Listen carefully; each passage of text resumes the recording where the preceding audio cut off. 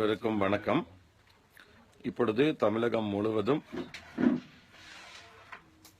மெரினா கடற்கரையிலே, சென்னையிலே, கோவை விஓசோ பார்க்கிலே, திருநெல்வேலியிலே, பல இடங்களிலே அங்காங்கே மாணவர்களுடைய, இளைஞர்களுடைய போராட்டம் இந்த ஜல்லிக்கட்டுக்காக நடைபெற்று வருகிறது.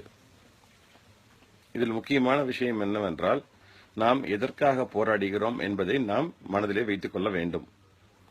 குறிப்பாக நமது பாரம்பரிய கால்நடையை காப்பாற்ற ஜல்லிக்கட்டு, ரேக்லா போன்ற அந்த பாரம்பரிய விளையாட்டுகளை நாம் மீட்டெடுக்க போராட வேண்டும்.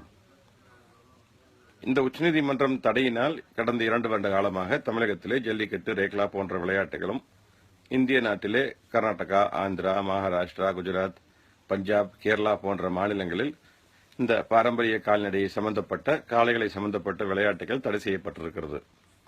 இதற்கு காரணம் இந்திய நாட்டில் இருக்கக்கூடிய மிருகநல ஆர்வலர்கள், குறிப்பாக animal welfare board of India AWBI என்கிற இந்திய நாட்டின் ministry for environment and forest கீழே வரக்கூடிய ஒரு statutory body, blue cross, PETA, FAAPO, CUPA போன்ற அமைப்புகள்.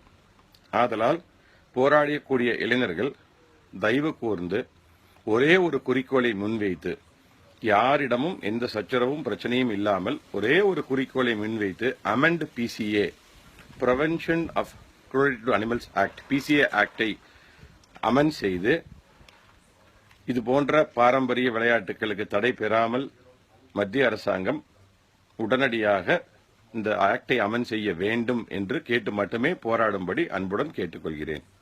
நன்றி, வணக்கம். கார்த்திகேய சிவசேனாபதி.